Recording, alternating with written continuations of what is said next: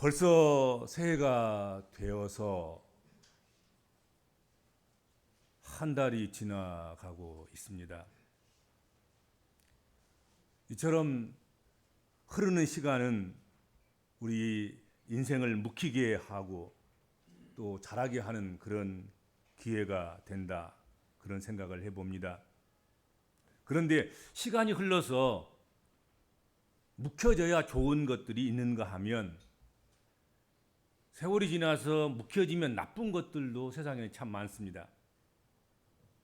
어떻든 이렇게 묵혀진다는 것, 그것은 시간의 양이 절대적인 관건입니다. 묵히려면 시간의 흘러감이 필수적인 요소 아니겠습니까? 어떤 것은 시간이 흘렀기 때문에 가치가 올라가고 어떤 것은 시간이 흘렀기 때문에 가치를 잃게 됩니다. 우리 복음적인 그리스도인들은 시간이 흐를수록 하늘의 보화가 더 많이 쌓이는 그런 삶이 되시기를 바랍니다. 하늘의 보화가 쌓이는 것을 소망하는 그리스도인들에게는 예수를 믿는다는 것 그 자체가 목표이거나 정점이 돼서는 안 될 것입니다. 예수를 믿음으로 말미암아서 하나님 말씀대로 살고자 하는 그런 열망 가운데서 변화와 성숙을 이루어가는 것이 정점인 줄로 믿습니다. 그것이 목표가 되어야 된다 하는 것이죠. 그런데 문제는 우리의 영적 성숙도 시간만 흐르면 거저 이루어진다면 얼마나 좋겠습니까마는 영적 성숙은 단순히 시간이 오래됨의 문제가 아니더라 하는 것이죠. 어떤 사람에게 있어서는 시간이 지나도 전혀 변화가 없습니다. 전혀 성숙과 성장하는 관계가 없습니다. 영적 성숙은 시간의 묵힘만으로 되는 것이 아니라는 것, 그것을 기억해 주었으면 좋겠습니다. 오늘 주신 본문 말씀은 영적 성장과 영적 성숙은 오직 사랑 안에서 참된 것을 해서 그에게까지 자라야 되는 것임을 분명하게 밝혀주고 있습니다. 영적 자람과 영적 성숙은 그 사람의 눈과 귀와 입을 보면 금방 알 수 있습니다. 눈과 귀와 입은 숨길 수가 없습니다. 영적으로 자라고 영적으로 성숙하면 제일 먼저 바뀌는 것이 눈이 바뀌고 귀가 바뀌고 입이 바뀝니다. 오늘은 영적 자람과 영적 성숙이 우리의 눈과 귀와 입을 통하여서 어떤 모습으로 나타나는가를 살펴보면서 은혜를 나누도록 그렇게 하겠습니다. 첫 번째 영적 성장과 영적 자람이 나타나는 곳, 그것은 성도의 눈이다. 눈의 변화가 온다 하는 것입니다. 바울 사도는 고린도전서 13장 12절에서 지금은 희미하게 보이고 부분적으로 보이나 그때는 분명하고 온전하게 보게 되는 날이 온다. 보게 된다. 그렇게 눈의 변화를 말한 적이 있습니다. 영적 성장은 보는 것에서 변화를 보이는 것입니다. 희미하게 보이던 것, 부분적으로 보던 것, 그것을 분명하고 온전하게 보게 되는 일이 나타나게 된다 하는 것입니다. 영적 성장이 없을 때는 자꾸 모든 것을 부분적으로 보려고 하는 거예요.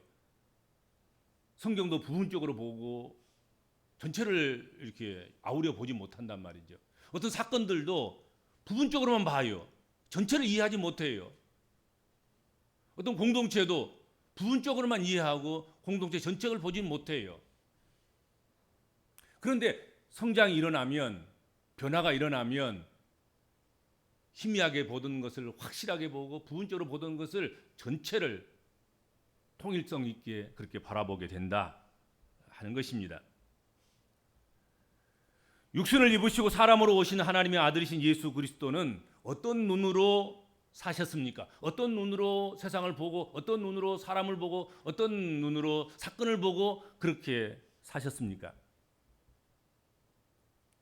예수님의 눈길이 머무는 곳, 예수님의 눈길이 꽂히는 곳, 예수님의 눈길이 꿰뚫는 곳에는 언제나 자비가 있었고 은혜가 있었고 평화가 있었고 치유가 있었고 그리고 기적과 축복이 있었습니다. 우리가 신앙하면서 믿음으로 살아가면서 예수님의 눈길처럼 우리의 눈길이 바뀔 수 있다고 한다면 그것은 영적인 최고의 변화일 것입니다. 예수님이 보는 것을 우리의 눈이 보려고 해야 합니다. 그리고 또 볼 수 있어야 합니다. 우리가 주목하는 것은 보이는 것이 아니요 보이지 않는 것이니 보이는 것은 잠깐이고 보이지 않는 것은 영원함이라. 성경은 그렇게 말씀하고 있습니다. 우리 눈의 최고의 변화는 이 세상에 보이는 것들을 바라보지 않고 보이지 않는 영원한 것을 바라보는 것, 그것이야말로 우리 눈의 최고의 변화 아니겠습니까? 자꾸 세상 것만 바라보던 사람이 은혜를 받으면 그리고 영적으로 성숙하면 또 우리가 지금까지 경험하지 못했던 신령한 것을 경험하게 되면 보이는 것보다 보이지 않는 영원한 것을 바라보면서 거기에 눈이 꽂혀서 그렇게 살아가게 된다 하는 것이죠. 두 번째로 아주 선명하고 분명하고 확실하게 가장 쉽게 나타나는 변화, 그것은 두 번째로 귀의 변화다 하는 것입니다. 삶 속에서 우리는 많은 것을 듣습니다. 그런데 듣는 일에 둔한 귀가 있더라 하는 것이지요. 히브리서 5장 11절에 보면 듣는 것이 둔함으로 설명하기가 매우 어려우니 그런 말씀을 하셨습니다. 회중이 말씀을 듣는 자가 귀가 둔해서 전하려는 사람이 메시지를 전하는데 설명을 하고 또 하고 설명을 붙이고 또 붙이고 해석을 하고 재해석을 하고 아무리 쉽게 복음을 전하려고 하지만 듣는 자의 귀가 둔하여서 설명하기 어렵다. 그런 말씀을 하신 적이 있습니다. 듣는 것이 둔하다는 이 말의 의미는 듣고 지적으로 잘 이해하지 못하는 것을 말할 수도 있겠습니다만은 거기에 머물러 있지는 않습니다. 이 둔하다는 이 헬라 말이 로드로스라는 말이에요. 로드로스라는 말은 뭐 둔하고 딱딱하고 뭐 이런 말이 아니에요. 로드로스는 게으르다는 뜻입니다.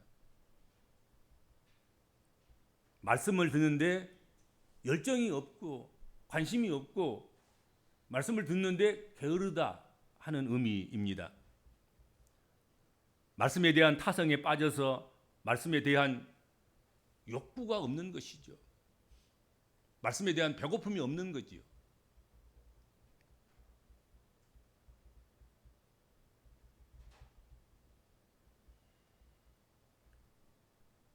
그런데 귀가 변하면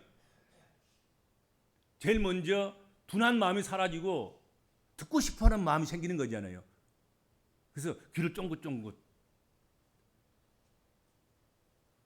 소리 나는 곳을 향하여서 귀를 기울이게 된다 하는 것입니다.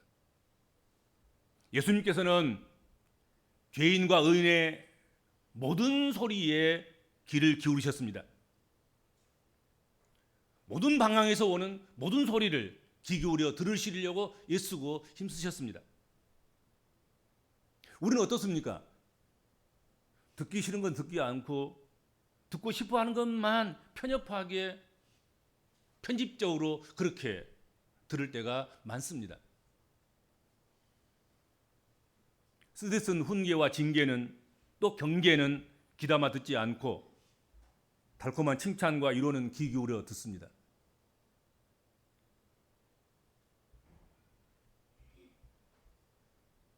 영적 성장이 한 영혼에게서 일어나면 비로소 듣고 들리는 것이 있습니다. 무엇보다도 영적 성장이 일어나면 하나님의 말씀을 듣는 일에 열정을 쏟아붓게 되어 있습니다.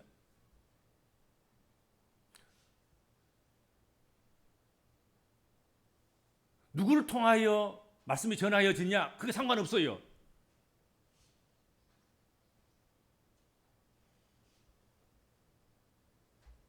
모든 하나님의 말씀에 대해서 그 말씀을 듣는 일에 열심을 내게 된다. 열정을 쏟아붓게 된다 하는 것이죠. 닫히고 둔한 귀가 열리고 민감한 귀가 되는 것입니다. 그게 영적 성장을 이룬 귀의 변화의 모습인 것입니다.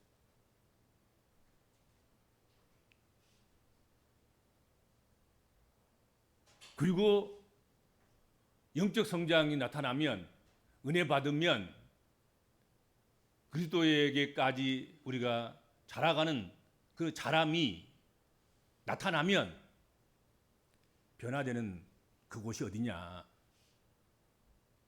바로 혀이며 입술입니다. 입이단 말이죠. 입의 변화가 확실하게 분명하게 나타나게 된다 하는 거지요. 예수님의 입술은 하나님의 말씀을 전하는 데 사용되었습니다. 입을 열어서 말씀을 가르치셨습니다. 예수 그리스도의 입술은 위로와 소망을 주는 그런 입술이셨습니다. 예수님은 입술을 열면 언제나 평안하냐 물으셨습니다. 그리고 제자들에게도 어떤 집을 방문할 때 제일 먼저 그 집에 평안을 빌라고 말씀하셨습니다. 치유를 선포하고 죄와 악을 추방하고 귀신을 쫓아내고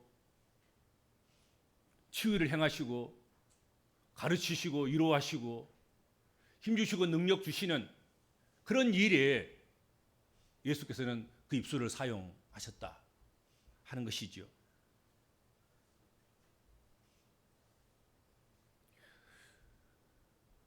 영적 성숙을 이룬 사람들, 성장하는 사람들, 잘한 사람들, 그 사람들은 말하는 것에도 다른 사람에 대한 배려가 담겨져 있습니다. 그의 언어 생활은 불평에서 점점 감사로 변해갑니다. 영적 어린아이는 감사할 것보다는 불평할 것을 찾습니다. 또 그렇게 하고 살아갑니다. 바울 사도는 내가 어렸을 때는 말하는 것이 어린아이와 같았으나 장성한 사람이 되어서는 어린아이의 일을 버렸노라 그렇게 고백한 바가 있습니다. 그리고 고린도후서 12장에 보면 바울의 그 입술이 어떻게 변화를 보여주고 있는가, 또렷하게 그의 영적 성장과 영적 자람이 입술을 통해서 나타나고 있다 하는 것이죠. 하나님, 내 가시 없애주세요. 하나님, 내 가시 뽑아주세요. 이 가시 때문에 내가 죽겠습니다. 이 가시 해결해 주세요. 그러다가 바울 사도 입술이 변하기 시작합니다. 가시도 감사합니다. 내 은혜가 내게 족한 줄로 믿습니다. 가시 뽑아 주세요 해서 가시 감사로 바뀌는 그런 무섭고 놀라운 변화가 일어납니다. 아주 드라마틱한 것이죠, 사실은. 이것 때문에 못 살겠습니다. 이것 뽑아주세요. 이거 안 뽑아주면 나 삐질 거예요. 막 그러다가 하나님, 이 가시가 감사합니다. 이 가시가 은혜인 줄 압니다. 내가 이것을 품고 살아가겠습니다. 그렇게 고백했단 말이에요.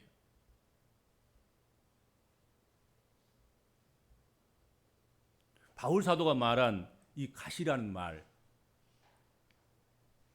스콜롭스라는 말을 씁니다. 스콜롭스. 스콜롭스는 여러분 가시나무의 가시가 아니에요. 뭐 장미의 가시가 아니에요. 선인장의 작은 그런 가시를 의미하고 있지 않습니다. 스콜롭스는 십자가, 날카로운 막대기, 말뚝이나 날카로운 창, 이런 것들을 말할 때 스콜롭스를 씁니다. 뭐 작은 뭐 가시 하나 찔렸다고 뭐 그거 갖고 뭐 그런 것이 아니었단 말이죠. 나무를 베서 말뚝을 만들고 그 말뚝을 그냥 몸에다가 박아버린 것처럼 그런 아픔, 그 가시가 바울 사도가 겪는 가시였어요. 바울의 가시는 장미나 선인장의 가시 정도가 아니라 말뚝이나 뽀쪽하고 날카로운 창을 가리킬 때 쓰는 아주 무시무시한 그런 말입니다. 이런 가시조차도 감사로 변한 거지요. 가시 감사합니다. 박힌 대로 감당하면서 살겠습니다. 은혜인 줄 알고 살겠습니다.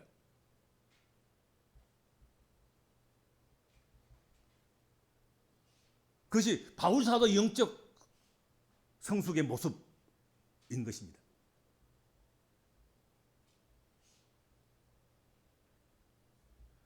영적 성숙이 없이는 어린아이 같은 그런 특징을 가진 그런 눈과 입과 귀를 면할 수가 없습니다. 어린아이의 모습은 가장 선명하게 그 눈에서 나타나고 그 귀에서 나타나고 그 입에서 나타나는 것입니다.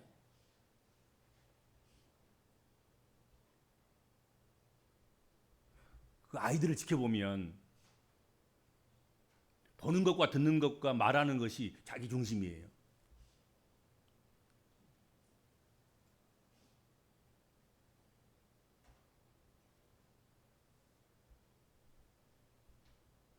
온 세상 모든 것이 자기를 위해 존재한다고 생각해요. 자기가 행사의 주인공이고, 자기가 공주고, 자기가 왕자고, 자기가 왕이고, 모든 기념 행사의 촛불은 자기가 꺼야 되고, 자기가 한 중심에 중앙에 서서 박수를 받아야 되는, 그게 어린아이인 거예요. 그게 어린아이. 우리 손녀가 하나 있는데 교회에서 무슨 뭐 생일 잔치가 있든지 뭐 교회의 생일이든지 간에 불은 자기가 꺼야 돼. 다른 사람이 끄면 울어버리는. 그럼 다시 불을 켜서라도 다시 끄게 해줘야 울음이 멈추는 거예요. 그때 2살 때 먹을 때, 3살 때, 그때 그런 거야. 지금도 그렇게 하는 사람들은 3살짜리고 2살짜리인 거야. 교회가 세상 자기를 중심으로 움직여야 되고, 모든 성도들이 자기를 중심에서 움직여야 되고, 모든 교회 행사들이 다 자기를 중심에서 움직여야 된다고 생각하는 그런 것들은 3살 먹은 어린아이랑 똑같은 것이죠.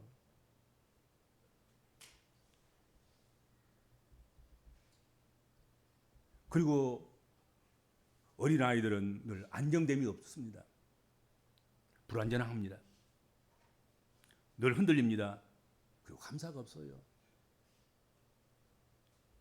그러나 영적 성장이 이루어진 그런 사람은 눈과 귀와 입이 복스럽습니다. 자기 중심적이지 않아요. 내 촛불까지 네가 꺼라 그러게 밀어주는 거잖아요. 그렇지 않아요. 누가 끄든 상관없어요. 태어난 것은 오늘 내가 태어난 것이고, 누가 촛불을 붙이든지 누가 촛불을 끄든지 누가 중심에 앉아서 사진에 잘 나오든지 안 나오든지 그 상관없잖아요.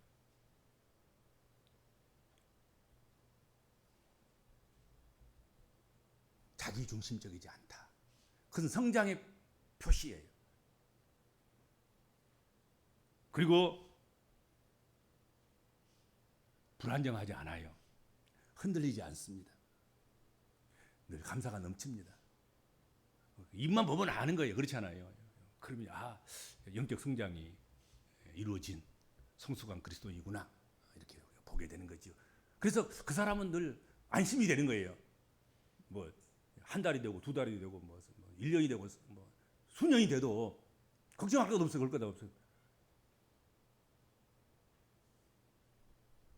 그런데 어떤 사람은 순간을 이게 눈을 주시하지 않으면 안 되는 그런 물가에 내놓은 그런 아이처럼 같이 늘 불안하고 불안정하고 어떻게 변할까, 어떻게 또 문제를 만들까 이런 걱정과 염려를 하게 되는 것이잖아요. 그렇잖아요.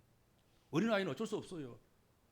어린아이들이 다치고 어린아이들 사고나 어린아이들 문제가 발생하는 건 전부 다 어른 책임이에요. 어른들이 아이를 주목해야 돼요. 주시해야 돼요. 한순간도. 그렇죠. 불안전하는 것이고 흔들리고 요동하고 그렇기 때문에 늘 살펴야 되는 것이죠.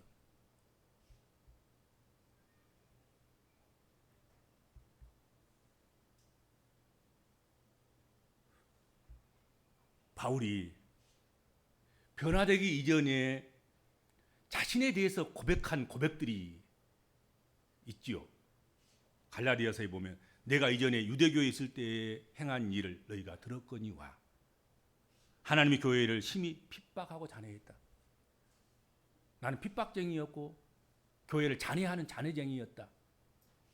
내가 내 동족 중에 여러 연갑자보다도 나이가 많은 사람들보다도 유대교를 지나치게 믿어서 내 조상의 유전에 대해서 더욱 열심히 있었다. 그렇게 고백하는 것이죠.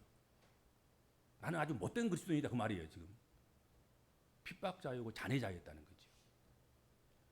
영갑자 다 무시하고 자기보다 훨씬 더 계급적으로 높기도 하고 나이도 더 많고 아무튼 뭐 그런 것들이 많은 그런 사람들 있음에도 불구하고 그들보다도 유대교를 지나치게 믿어서 자기가 아니면 안 되는 것이죠. 그렇죠. 그런 사람이었던 것이죠.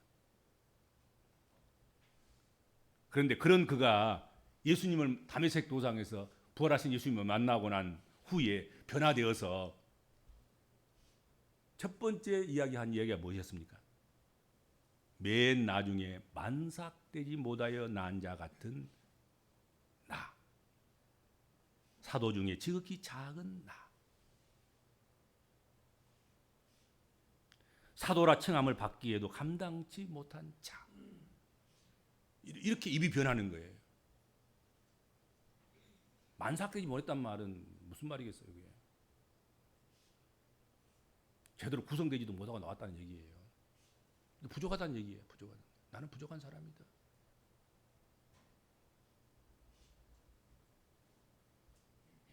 사도가 있다면 나는 사도 중에서 가장 작은 못난 사도다. 이전에는 어떻게 됐습니까? 자기 연장자들보다도 어떤 열심히 있는 그런 유대교인들보다도 내가 더 열심을 냈다. 그들을 무시하고 그들 앞에서 그렇게 했다. 그리고 교회에 대해서는 핍박자고 무너뜨리려고 하는 해방자였고 그런 사람이었다. 근데 이제 부활하신 주님을 만나고 내가 변화된 다음에는 내가 가장 못난 사람이고 가장 작은 사람이고 만삭되어 나지도 못한 칠삭둥이고 팔삭둥이고 그런 존재와 같은 존재다. 그렇게 고백한 것이죠. 그리고 그가 조금 더 성장했을 때, 성숙이 더 됐을 때 모든 성도들 중에서도 지극히 작은 자보다 더 작은 나다. 그렇게 표현했어요. 에베소 3장 8절에 보면 모든 성도 중에 지극히 작은 자보다 더 작은 나에게 이 은혜를 주신 것은 그랬습니다. 이 사도도 아니에요. 이제는 은혜 받고 보니까 사도랄 것도 없어. 사도 중에서도 가장 작은 사도라고 고백했던 그가 이제는 사도라 칭함받기도 부끄럽고 모든 성도들 중에 지극히 작은 자보다 더 작은 나에게 그렇게 됐어요. 성도의 자리로 내려가는 거예요. 그리고 성도들 중에서도 가장 못난 성도, 가장 작은 성도 이렇게 표현하는 거예요. 그게 은혜 받은 표징인 거예요. 그리고 더 나이가 많이 먹고 더 은혜에 푹 빠졌을 때, 은혜에 잠겼을 때 변화가 더 심하게 나타났을 때 그의 말년에는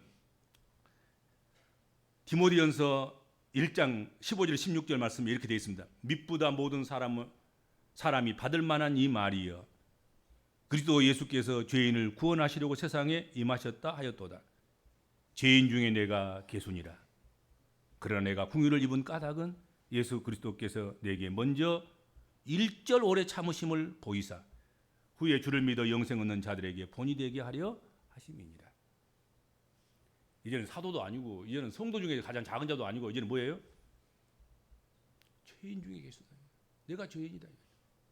그 죄인도 가장 무서운 우두머리 죄인 중에 괴수가 나다.